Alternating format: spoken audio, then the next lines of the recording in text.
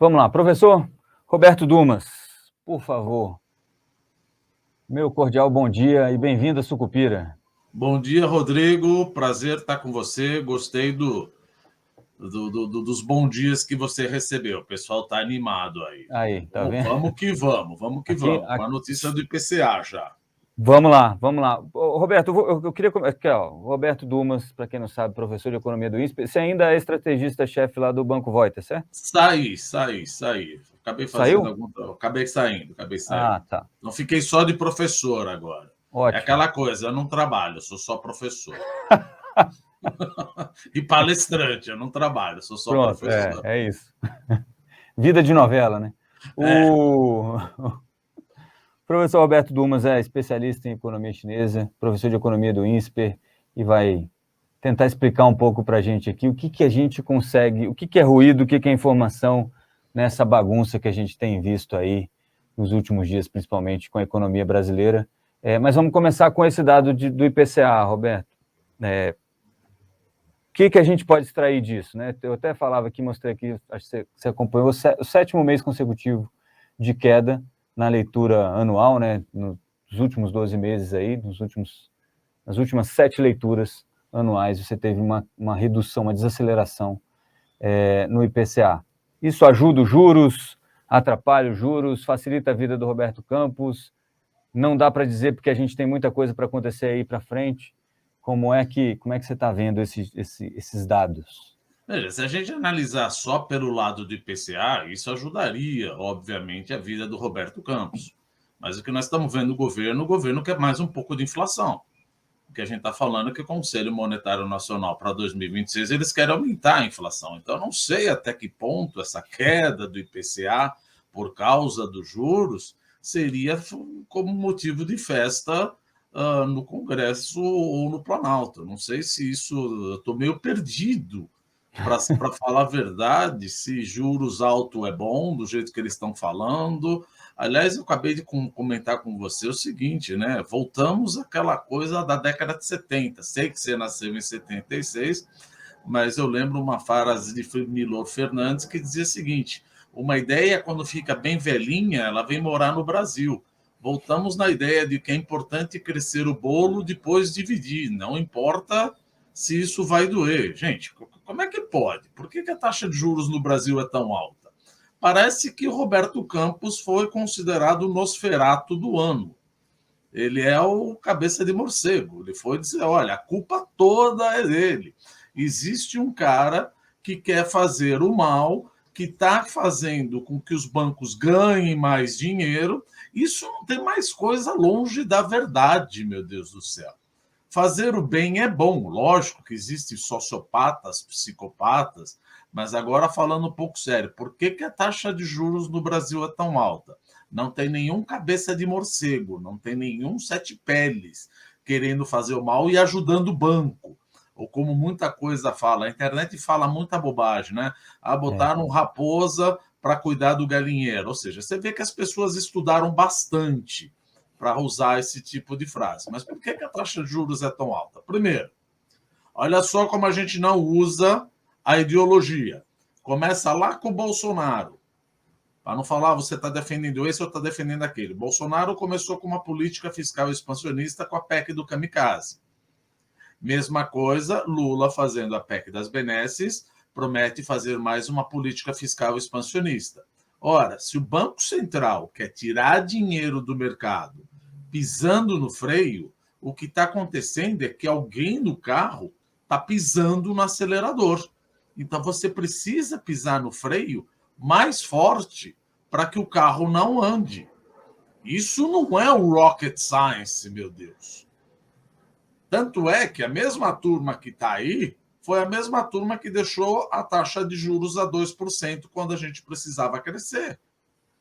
Subiu. Por que subiu? Exageraram na política fiscal expansionista, não dá para saber, assim como os Estados Unidos também exagerou, tiveram a guerra da Ucrânia, tiveram a pandemia, foi um choque de oferta, etc. A política monetária. Bom, então, em primeiro lugar, taxa de juros alta, por que no Brasil? Política fiscal expansionista. Dos dois governos. Não vamos falar que eu estou defendendo um ou estou defendendo o outro. Segundo, inflação também é influenciada por expectativas. Se eu acho que a expectativa de inflação não vai ser mais 3%, vai ser mais 4%, a minha expectativa inflacionária deixa de ser 3% e vai para 4%. Não é bem assim. Ora, olha o relatório Focus. Relatório Focus para 2023, 2024, 2025, 2026 já aumentaram a expectativa da inflação, simplesmente pela conversa de que o Conselho Monetário Nacional quer mudar, ou quer alterar, ou quer aumentar a meta da inflação de 3 para 4, para 10, para 12, não sei, porque tem, de novo, olha a ideia velhinha, né? Um pouquinho de inflação alimenta a economia. Voltamos antes de Milton Friedman, né? Voltamos, os livros que a gente tem joga tudo fora. Vamos pegar livros de 1820 e reler porque eles estavam certos. E outra coisa, esse é o segundo dado, as expectativas, que nem a gente fala. Por exemplo, como assim expectativa? Porque às vezes a pessoa não entende. Se eu tenho uma filha, eu tenho um filho, falo para ele, eu quero que você chegue em casa às 10 horas da noite. Ele chega às 10h15, eu dou uma escovada nele. O que eu dou uma escovada? Eu puxo a taxa de juros porque em casa tem um pai bravo. Ou seja, você tem um Banco Central que não é leniente com a inflação, vai cumprir a meta da inflação. Isso ajuda na expectativa inflacionária do agente econômico. Ele já sabe que se chegar a 10h40, 10h50, vai tomar taxa de juros. Agora, se você chega a 10h40 e o pai fala, trouxe o vinho, mudei, agora você pode chegar a 10h50. Ele fala, qual é a minha expectativa? Eu devo chegar a 10h15, devo chegar a 10h50, posso chegar a 11, minha inflação é 3, minha inflação é 4. Olha, pelo sim, pelo não, vamos jogar a inflação a 4. Isso transforma o trabalho do Banco Central mais difícil. Que o Banco Central falou, a meta é 3. Não adianta ficar discutindo, a meta continua sendo 3. Perdão. E tem um terceiro motivo, que é uma herança, não estou falando herança nem de Bolsonaro, nem de Fernando Henrique Cardoso, de coisas de lá de 1980. De 1980 a 1994, só para ter uma ideia, eu sempre pergunto às vezes para meus alunos, quanto vocês acham que foi a inflação de 1980 a 1994? E eu tenho muito aluno fofo, sabe? Fala 6 mil, 12 mil, 20 mil. Não, 12 trilhões por cento de inflação. Foi de 1980 a 1994. Ou seja, o brasileiro é alcoólatra. Não brincar com a inflação. E o que significa? Nós temos uma herança chamada preços administrados. Nós temos uma herança que chama preços indexados. E isso transforma a política monetária mais complicada. Porque o meu salário, graças a Deus, né, ele é reajustado por ano, mas o aluguel pode ser reajustado mensal, trimestral, etc. O preço de tudo começa a reajustar por controle, por contrato. Tanto é que eu vi uma vez um italiano desesperado falou, gente, mas a inflação na Itália está explodindo e meu aluguel no meu contrato não tem reajuste. Pois é, no Brasil tem reajuste e isso acaba perpetuando, ajudando a inércia inflacionária. Isso que eu falo. Essa é a tal da inflação inercial, né, que o Banco Central fala. Não é a principal causa, mas é um conjunto de causas. Tem a política fiscal expansionista, a expectativa, preço administrado, e o outro que pouca gente está falando, que é o NAIRU, que em inglês a gente fala Non-Accelerating Inflation Rate of Unemployment. Mas em português a gente pode falar no sucupira desemprego estrutural. Graças a Deus, o desemprego no Brasil está caindo, está 8,1%. Só que o desemprego estrutural, o que é? É aquele que, a partir do qual ele começa a pressionar a inflação. Estudos econométricos mostram que o desemprego estrutural no Brasil está entre 7% e 7,5%. Bom, mas como é que você fala que 7% de desemprego vai gerar inflação se nos Estados Unidos o desemprego está 3,4%? Porque aqui tem muito menos gente capacitada. Então, quando eu tenho menos gente capacitada, aqueles que são capacitados, eu for demandar para trabalhar, eles vão pedir um salário maior. Então, o meu Nairu, o meu desemprego estrutural é mais alto. E outra, mesmo que o governo fale, mesmo que seja uma canetada, mesmo que a gente se torne uma Turquia, coloca, vamos supor, o sobrinho do presidente para presidente do Banco Central, como aconteceu na Turquia. O que vai acontecer com a ponta longa da curva de juros, meu Deus? Aonde que isso é uma ciência de foguete? Se você jogar a taxa de juros a 4, porque você acha que é assim que acontece, porque eu já ouvi muita gente falar, não, tem que abaixar, que a Faria Lima, já entro no aspecto da Faria Lima, o que acontece? Veja, quem financia a dívida pública sou eu, é você que está me ouvindo, não é o governo. Ou melhor, não são os bancos. Os bancos têm 29% dos 5,7 trilhões de dívida pública federal. O restante, os 70%, somos nós. Como assim? Eu não financio a dívida pública, financia. Teu rico dinheirinho está num fundo de investimento. Esse fundo de investimento, ele precisa ter um rendimento. Então, a hora que você põe o dinheiro num banco, numa asset, o cara vai fazer o que com o teu dinheiro? Vai comprar título público. Então, quanto mais ele rende, mais você deixa o dinheiro lá. Então, ele sobe a curva de juros que fala, olha, eu quero uma curva de juros, ou melhor, eu quero uma taxa de juros real de 6,35. Se o governo fala, não te pago 6,35, o leilão de título público, que é o governo que faz, não é o Banco Central, é o governo que acaba fazendo o tesouro, mica e você vai para dólar. Esse é o primeiro. Segundo, outros 23%, espero que nessa minha conta acabe dando 100%, outros 23% é a turma do INSS. Nós que temos o nosso dinheiro no INSS, etc., também investe em título público. Porque não tem cabimento eu colocar, estou trabalhando há 10, 15 anos, coloco no dinheiro na previdência privada, coloco R$100, a hora que eu me aposentar, eu não quero ter R$100. Ele precisa ter um aumento de valor. Então, o cara que administra a minha previdência privada, ele está investindo em alguma coisa que renda e que possa me trazer benefícios da previdência privada. Você está vendo que não é Faria Lima? Isso tudo sou eu que estou pedindo. Outra, fundo de garantia por tempo de serviço. O meu fundo de garantia também, todo aquele meu rico dinheirinho que todo mundo fala é a Faria Lima. Não, você que está falando que a Faria Lima, que tem um fundo de garantia, você está comprando o título público e está pedindo juros mais altos. Se não quer dar, simplesmente chega para o BNDES e fala que dá dinheiro para o FAT. É mais fácil. Então, aquele que administra o fundo de garantia também compra título público. E, por fim, tem os gringos, 10%, porque eu preciso do mercado internacional, se eles estão aqui comprando, a economia é aberta. E, por fim, eu tenho os seguros. Teu seguro saúde, teu seguro de vida, teu seguro de carro, etc. Onde que você acha, quando você põe esse dinheiro, o que ele vai fazer para render? Onde eles investem, os administradores do teu seguro? Em títulos públicos. Então, falar que é um rentismo, que é a Faria Lima que está ganhando, só, olha bem para o teu umbigo. Nós estamos ganhando. Quem está pedindo essa taxa de juros na curva somos nós, porque nós queremos o mais retorno. Se o governo não der, aquele cara que está lá, que tem um fiduciário duty para administrar o teu dinheiro, ele tira o teu dinheiro e você fala, eu vou para dólar. Então, você tem esse aspecto todo da taxa de juros que fala por que ela é tão alta. Também por causa do risco fiscal. O Brasil não vai dar calote. O Brasil não vai dar calote, fica tranquilo. Não existe isso binário, dá calote ou não dá calote.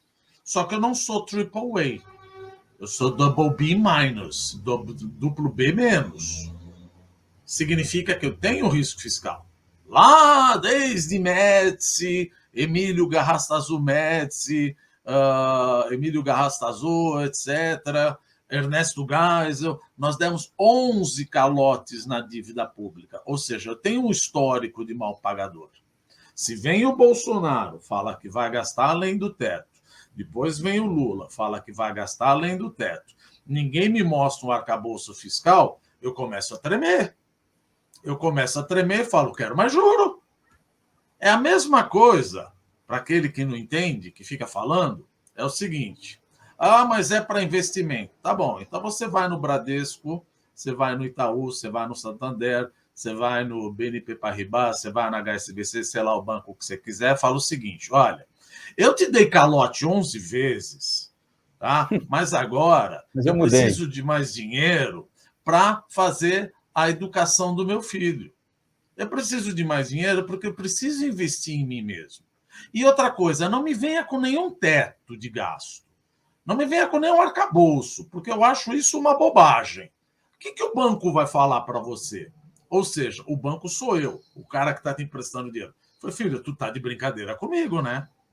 Você está pedindo mais dinheiro para mim, você deu 11 vezes calote em mim, pede mais dinheiro, por mais merecedor que você seja, e fala que não quer saber de nenhuma retidão fiscal e não quer que eu cobre mais juros...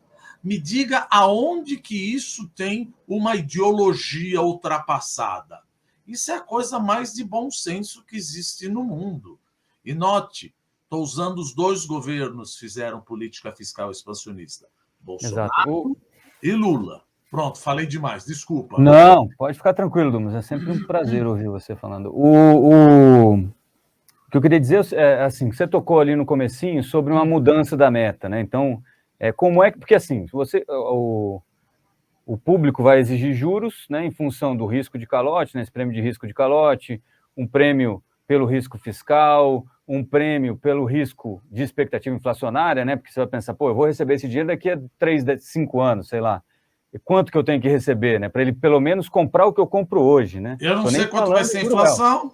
Exato. Eu estou desancorado, estou perdido. É isso, a importância da ancoragem aí das expectativas. Então, como é que fica a gente, por exemplo, ontem o senador Randolfo Rodrigues, eu não sei nem se ele sinceramente, assim, senador, o senhor não fique chateado comigo, se o senhor um dia ver esse programa, eu acredito que o senhor não veja, porque senão o senhor não teria falado o que o senhor falou ontem.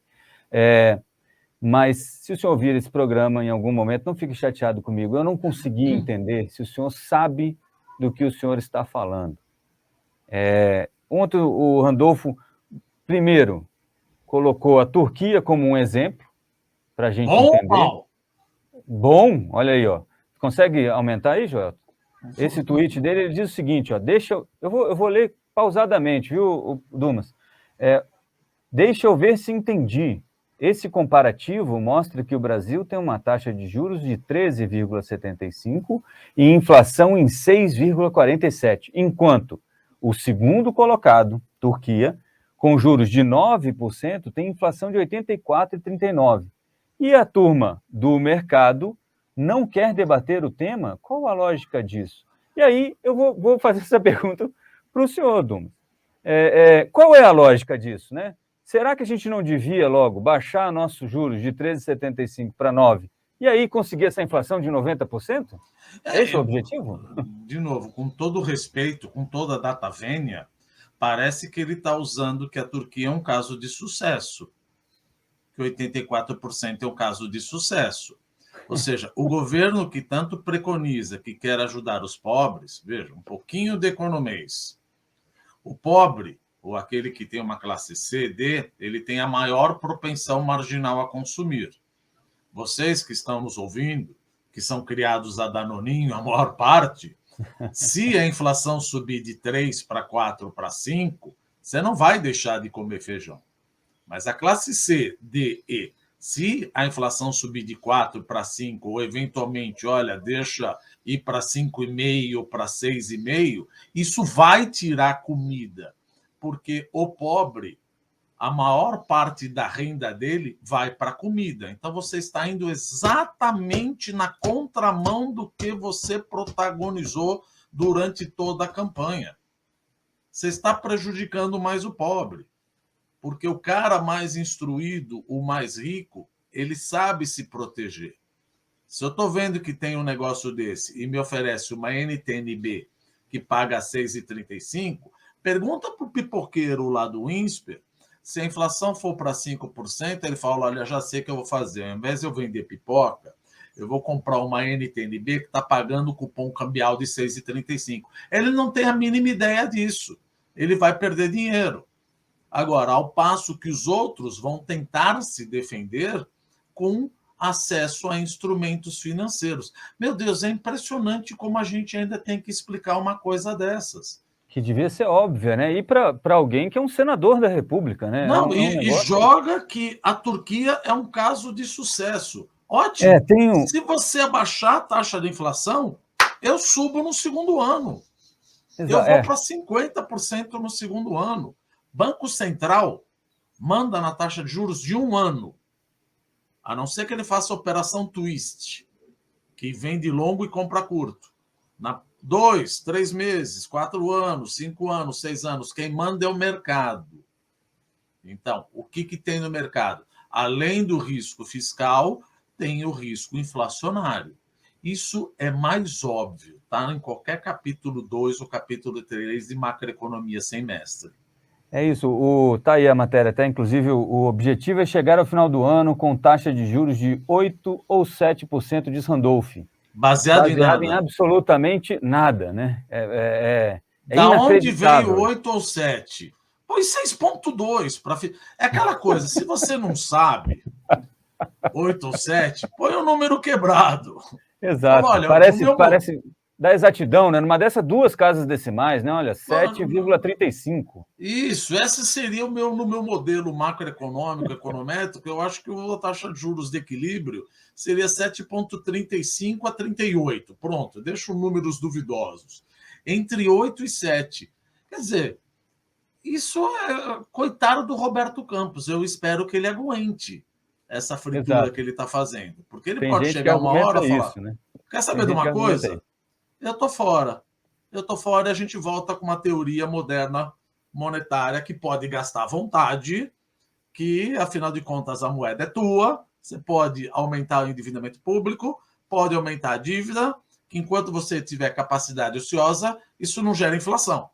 Vide a Argentina, porque a Argentina, graças a Deus, está com uma inflação bem baixa e está num super emprego, e a teoria moderna monetária funcionou muito bem na Argentina. Isso não é uma teoria, é uma seita. Eu não sei, assim, tem uma argumentação sobre a Turquia de que isso promoveu... Aliás, o André Lara Rezende, o senhor conhece, obviamente, tem até no livro dele, ontem eu citei isso aqui, tem o último livro dele, acho que chama Camisa de Força Ideológica, e ele fala isso, né? Porque a relação dívida-PIB, como ela é aritmética, né? Dívida sobre PIB, se o PIB crescer mais que a dívida, obviamente você vai ter uma relação menor dívida-PIB, né? Aí, o livro. Fazendo propaganda indo por esse livro, né? Olha que coisa. Mas só tem um pouquinho, viu, Rodrigo? Ele esquece, eu não sei se esquece ou falou no livro, não li, pelo amor de Deus, estamos em Sucupira.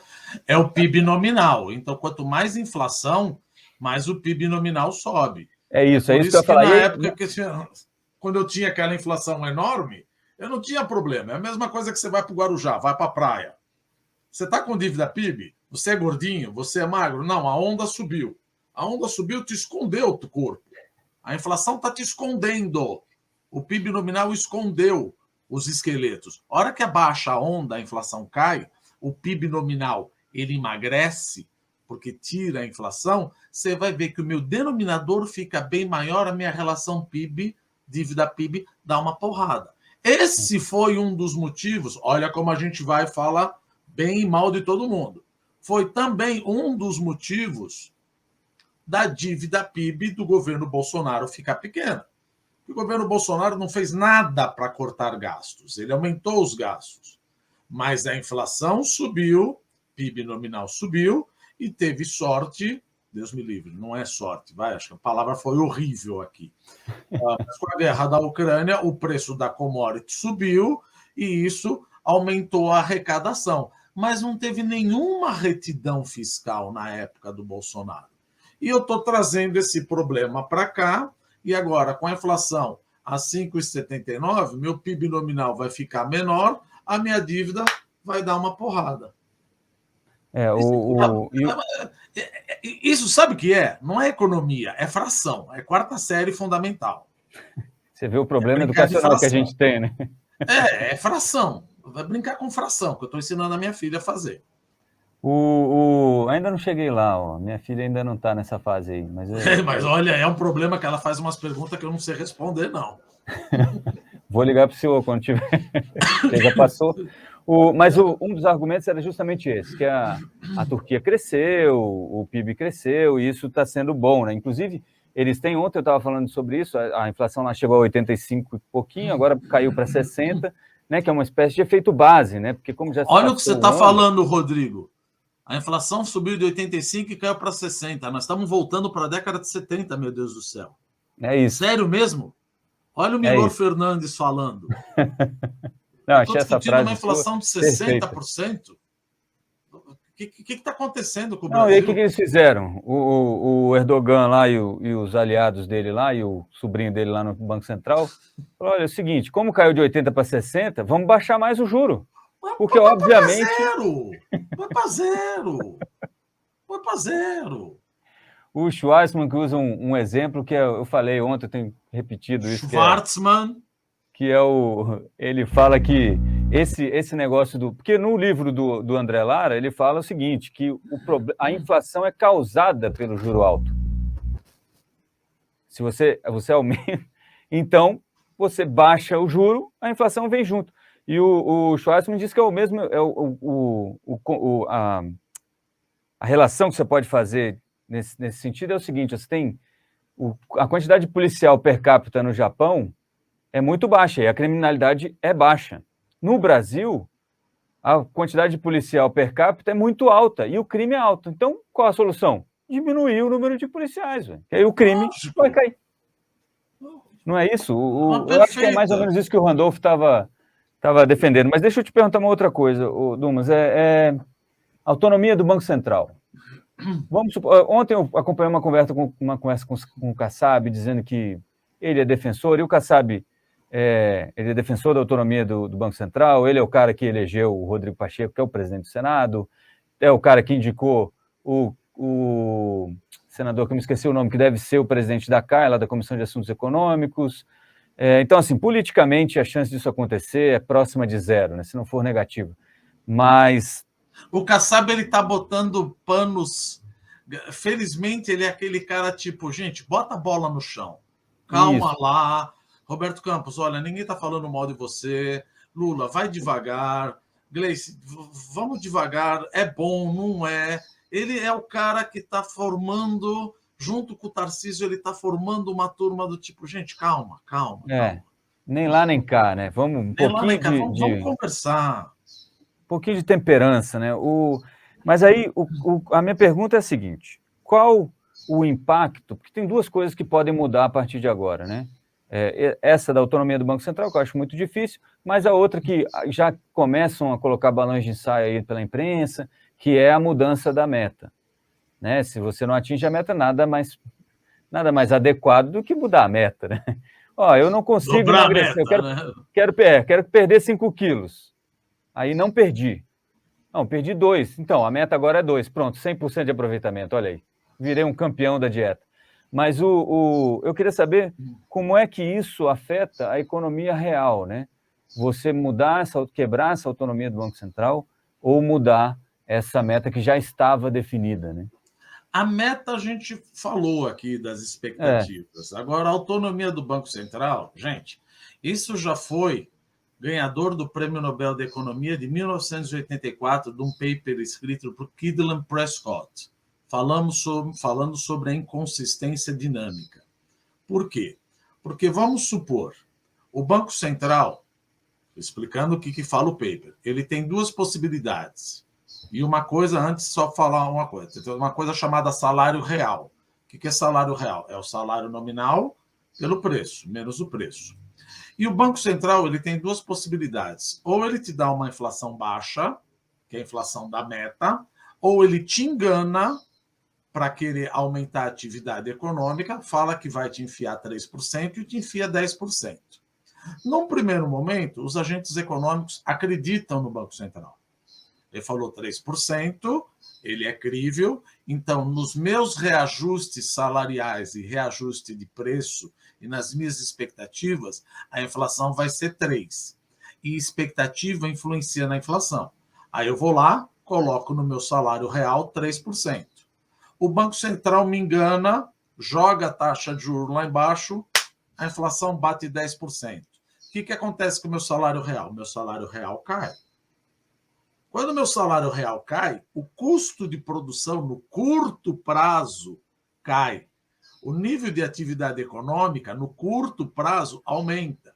Por isso que existe o interesse do Banco Central, não independente, de querer usar o Banco Central para tentar ganhar ônus político no curto prazo. Você fala, puxa vida, então enganar a população sempre não é uma boa ideia? Não, porque existe uma coisa chamada expectativas racionais. Você não vai ser enganado de novo. Sabendo que você foi enganado 1, 2, 3 vezes, amanhã, a hora que você virar para mim e falar, não, eu juro que agora a inflação é 3%, eu imediatamente uso expectativa 10%. E se você me enganar e enfiar 10%, o que eu vou ter? Nível de atividade econômica, mesma coisa, e mais inflação. Ou seja, já está provado, já ganhou o Prêmio Nobel de Economia. Isso é um paper de 1977. Olha o Milor Fernandes atacando novamente. Nós estamos discutindo uma ideia velhinha. Já está... Isso é óbvio, que se explica com equação, com modelos empíricos, econométricos. Não é simplesmente eu acho que a taxa de juros tem que ir para 7 ou 8 e que a Turquia está boa. Dumas, cansa um pouco, sabe? Exato. Eu falei isso hoje de manhã, numa outra conversa que eu estava tendo, que realmente é cansativo demais, né? Você ter que reexplicar essas coisas dia após dia, ano após ano, e o pessoal fazendo de coisa. Não é possível que a pessoa não tenha capacidade de entender. É a Faria Lima. É a Faria Lima. Eu odeio o capitalismo. É os bancos. Vamos tirar dinheiro do banco. Gente, vamos dar uma lida, vamos estudar um pouquinho. Não, e não precisa muito, né? Não precisa. Hoje agora tem até o chat GPT. Pode perguntar para ele lá, inteligência artificial, ele te responde. Mas vamos lá, Dumas, você é especialista também em economia chinesa, e o Brasil é um país, a economia brasileira em geral é uma economia que aceita muito desaforo com commodity em alta. E hoje o grande motor dos preços das commodities é a China, que está em processo de reabertura. Isso tem ido e vindo, né, no mercado, aquela coisa de hoje está todo mundo feliz porque a China está em processo de reabertura, hoje está todo mundo triste porque talvez não seja tão bom. Com a sua experiência, né, com o seu conhecimento sobre a economia chinesa, o que a gente pode esperar dessa reabertura num ambiente que no resto do mundo não está tão aquecido, né, e de alta de juros, embora o Lula tenha dificuldade, né, de entender isso, estamos em ciclos de altas de juros pelo mundo afora, né? Inclusive, eu imagino que agora a gente não vai ter muito mais essa conversa hoje e amanhã, porque o Lula vai para os Estados Unidos e lá pega muito mal, né? Você ficar batendo nos juros. E até porque era um artifício utilizado pelo Trump, né? E eu imagino que ele não vai falar nada, então a gente fica um pouquinho mais calmo por aqui. Mas, assim, qual a expectativa para esse reaquecimento da economia chinesa? Obrigado por você falar que eu sou expert em China. Eu morei lá, estudei lá, mas é aquela coisa. Em terra de cego, quem tem o olho é rei, né? Então, não é que eu sou expert. Acabou de chegar e o banco falou, olha, vou te mandar para a China. Fiquei lá 5 anos, morei, etc. A gente acaba entendendo um pouquinho. A abertura da China, ela tende a beneficiar o preço de commodities. Por quê? Porque a China ficou em lockdown por 3 anos. De novo, aquilo que a gente sabe, a gente sabe. Aquilo que a gente sabe, não sabe, fala, eu não sou médico.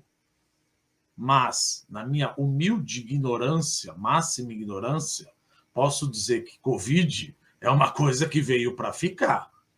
Não é paralisia infantil, Deus me livre, sarampo, rubéola, que você consegue eventualmente, perdoe-me se eu estiver falando bobagem, você consegue erradicar. Mas Covid parece que agora é uma gripe e você não consegue erradicar. E o governo Xi Jinping quis fazer o lockdown e, segundo ele, 7 mil pessoas morreram em 3 anos. Porra, 7 mil pessoas morreram no meu bairro. Morreram aqui aqui no Ipiranga. Mas tudo bem, vamos acreditar que foram 7 mil pessoas. E eu sempre vi protestos na China, protesto para maior salário, protesto por causa do meio ambiente, protesto por direitos humanos, etc. Agora, eu não tinha visto protesto pedindo a cabeça do líder do Partido Comunista Chinês, como eu li na imprensa, fora Xi Jinping. Aí você cruzou a linha. A última vez que eu vi isso, que eu li isso, foi em 1989, quando teve o massacre da Praça da Paz Celestial. O que o Xi Jinping fez? Ele falou, já que é assim, libera tudo. Só que ele não fez com uma estratégia de saída. No momento, é aquela coisa, você tomou uma taça de Prosecco, você está alegre, você sente sexy, o negócio está indo aí, está todo mundo comprando, só que o chinês, principalmente os mais idosos, aqueles que têm mais de 50 anos, eles, 60% da população está vacinada com 2 vacinas, não com 3. Isso são 268 milhões de chineses não apropriadamente vacinados. Quem tem mais de 80 anos, 50% não está vacinado apropriadamente. E o que é pior, Xi Jinping não importa a vacina, óbvio, né, de outro país, internacional. E, segundo os infectologistas, a vacina chinesa, ela não protege para essa subvariante da Ômicron, que tem um índice de transmissibilidade enorme. Então, a Universidade de Fudan, na China, estima que esse ano, mais ou menos 1,6 a 2 milhões de chineses devem morrer de Covid. Qual é mais uns 2, deve ser mais uns 2 mil, né, no número oficial. No número oficial vai ser os 2 mil, mas aí, se uma universidade falou 1,6 a 2 milhões, gente, muita gente vai pegar. Não tem perigo para quem vai lá, porque nós já estamos vacinados com a 4ª, 5ª, 6ª, 7ª dose, sei lá quantas doses eu já tomei. Minha mulher fala, vai tomar dose, eu tomo, eu obedeço. Homens inteligentes são assim. Não, obedece, eu obedeço, que é mais fácil. Só que eles não estão vacinados, então tem o risco de ter uma bruta pandemia novamente, uma eclosão de pandemia, e o Xi Jinping querer fazer um lockdown de novo. Então, no curto prazo, eu vejo uma alegria. Como a gente pode dizer, uma alegria etílica. Vai subir minério de ferro? Vai subir setor agrícola? Vai. Agora, eu não sei até que ponto essa nova explosão de número de mortes infectados e você não tem um sistema de saúde robusto, pode fazer o Xi Jinping falou, olha, para tudo de novo. Tá um stop and go, mas no meio tempo vamos aproveitar a festa. Vamos aproveitar a festa e de olho no número de infecções e mortes, que principalmente agora que acabou o Festival Lunar, que foi o Ano Novo Chinês, que toda a China viajou. Ou seja, o número de infectados vai explodir agora. Então, existe ainda um risco do próprio cidadão chinês, ele self-inflicted lockdown. Ele fala, cara, eu não estou vacinado, não acredito na vacina. Eles não acreditam na vacina, principalmente que a comunicação do governo chinês ela foi dúbia. Quando estava em lockdown, ele falava que era um vírus letal, por isso que você devia ficar em casa. Depois que acabou o lockdown, ele falou, não, é apenas uma gripe. O chinês falou, puxa, mas mata ou não mata isso daqui? Já que está falando que não mata, eu não vou me vacinar. E os mais velhos, que são os mais propensos a ter, infelizmente, falecer por causa do Covid, eles não estão vacinados.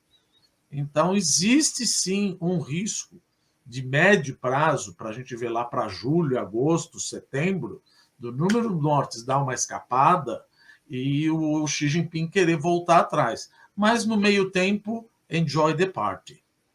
Agora, Dumas, uma das coisas que começaram a falar, né, do ano passado para cá, na verdade, é essa história da desglobalização, né? Muito em função das quebras de cadeia produtiva na China, etc. e tal, até um pedaço desse problema se transformou em inflação, né, que é o que a gente acabou vendo, e acaba que o Lula, eu imagino que alguém está soprando isso no ouvido dele, tem argumentado, inclusive, olha, a gente não tem uma inflação de demanda, nossa inflação é a inflação de oferta, então os juros não tem não tem eficácia, né? Mas tirando isso de lado... É por isso que a Europa não está subindo juros, né? Exato. Tá Essa desglobalização, como é que isso pode beneficiar a gente ou prejudicar a gente? Eu acho que ela beneficia no seguinte: primeiro, eu não acho que é uma desglobalização. Nós não vamos voltar 30 anos para trás. A globalização veio para ficar.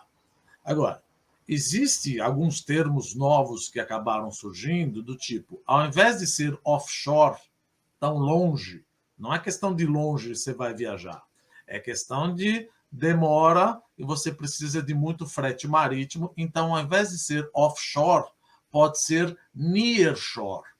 Então, você está vendo que os Estados Unidos estão aproveitando muito mais o México.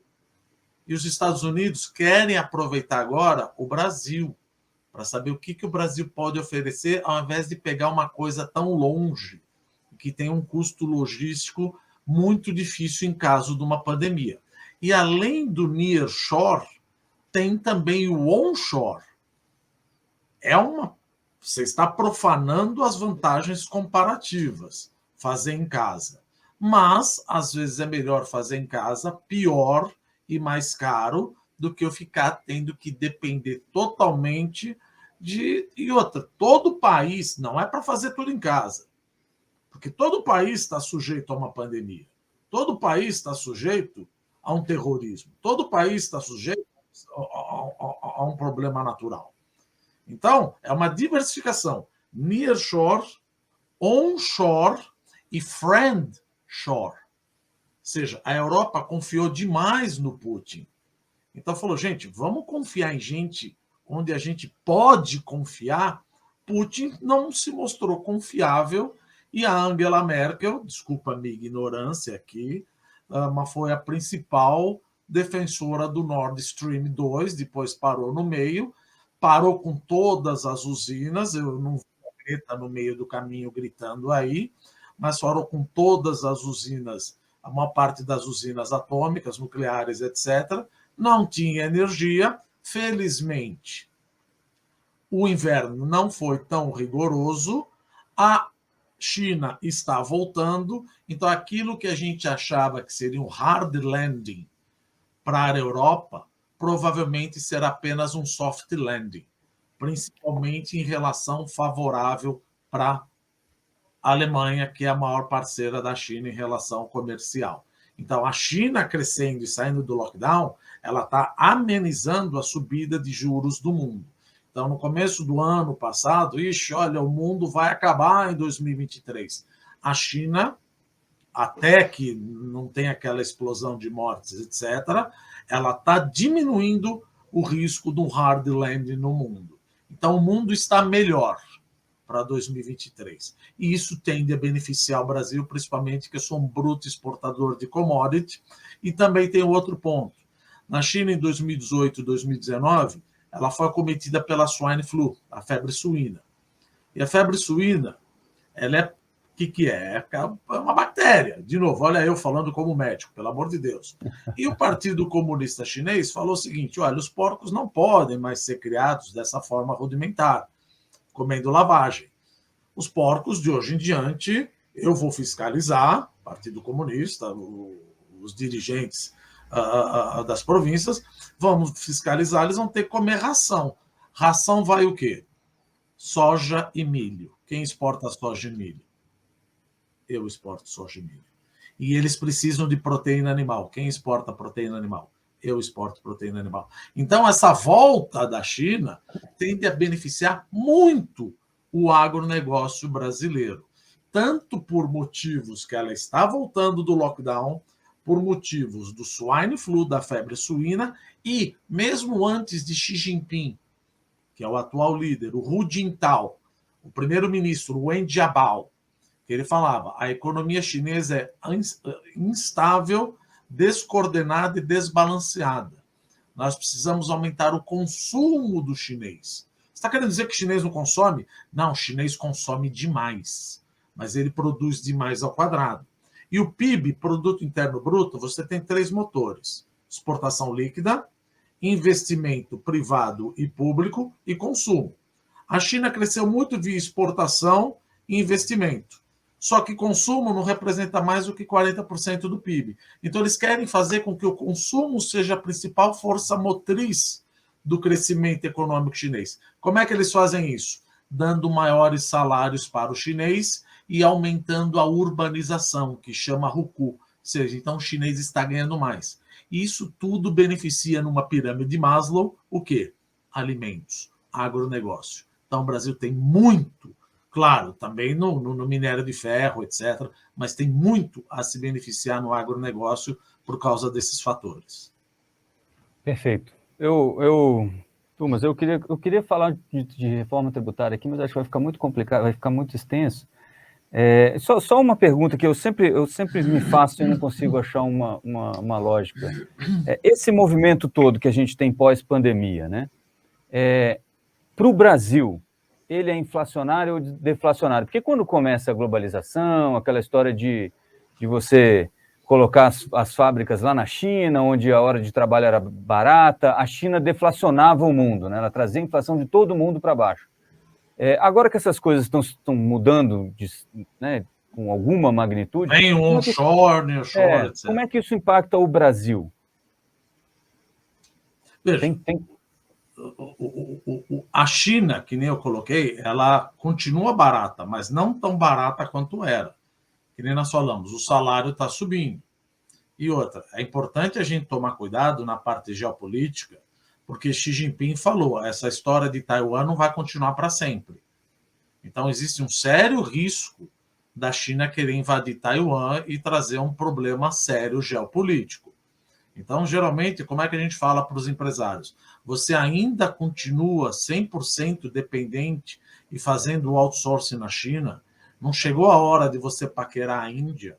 Não chegou a hora de você paquerar Vietnã? Não chegou a hora de você paquerar o México ou o Paraguai? Não sei o que você está fazendo, se for labor intensive, ao invés de fazer tão longe, porque Xi Jinping falou, essa história de Taiwan não vai continuar para sempre. Nancy Pelosi acabou visitando, foi, etc. e tal. Então, existe, sim, esse acordo com os chineses, não é se vão invadir Taiwan, é quando vão invadir Taiwan. Isso é tão verdadeiro, por quê? Porque a China está montando uma fábrica semelhante à TSMC, Taiwan Semi-Manufactured Conductor, ou TMSC, Taiwan Manufactured Semiconductor, que faz chip, tão grande quanto essa TMSC na própria China Mainland. Mas espera um pouquinho, você compra chip de Taiwan, Taiwan é tua bruta vizinha, teu maior parceiro comercial, para que você está fazendo essa mesma empresa no teu país? Ou seja, o chinês está pensando lá na frente. Se eu tiver que invadir, tiver um estresse, eu já tenho minha própria onshore produção de chip.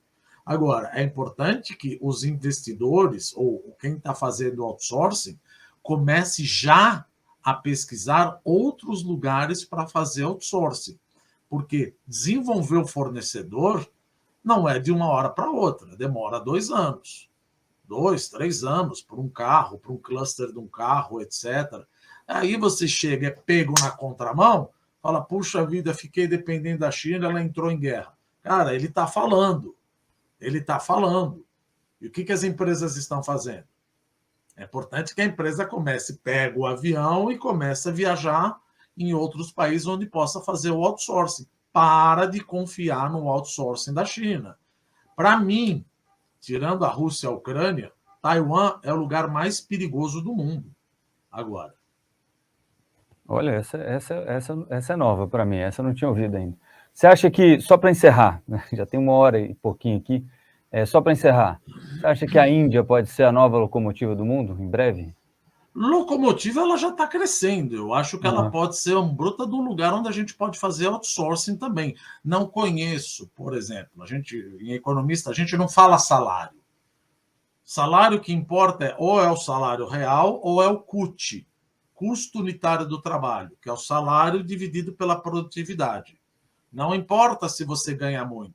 De repente, você é muito inteligente e merece ganhar tanto. Eu lembro quando o Ciro Gomes era candidato, ele falou uma coisa, eu acho que excelente, mas ele, ou não sei o que ele quis dizer.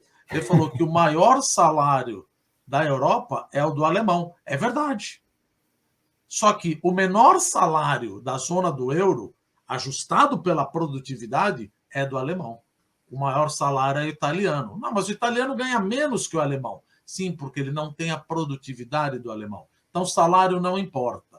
O que importa é o CUT. Tem um livro, inclusive, do Fábio Jambiagi, que ele começa um texto, eu gosto de citações, né? Que ele começa: o problema do Brasil não é a CUT, é o CUT. É o nosso custo unitário do trabalho. Aumentar o salário além da produtividade, você perde competitividade, depois reclama que a gente só exporta grãos. Fica complicado assim. É isso. Professor Roberto Dumas, meu mais sinceros agradecimentos por essa visita aqui a Sucupira. Espero que a gente repita essa conversa várias vezes, ainda tenho muitas dúvidas para tirar com o senhor. E, mais uma vez, muitíssimo obrigado, viu? Eu que agradeço. Eu não tenho mais muita coisa para falar para tirar dúvida, não. Tudo que eu sei eu falei aqui. Mas estou à disposição sempre que você me chamar, Rodrigo. Muito obrigado. Perfeito. Obrigado Tá aí, pela gente. audiência. Até mais.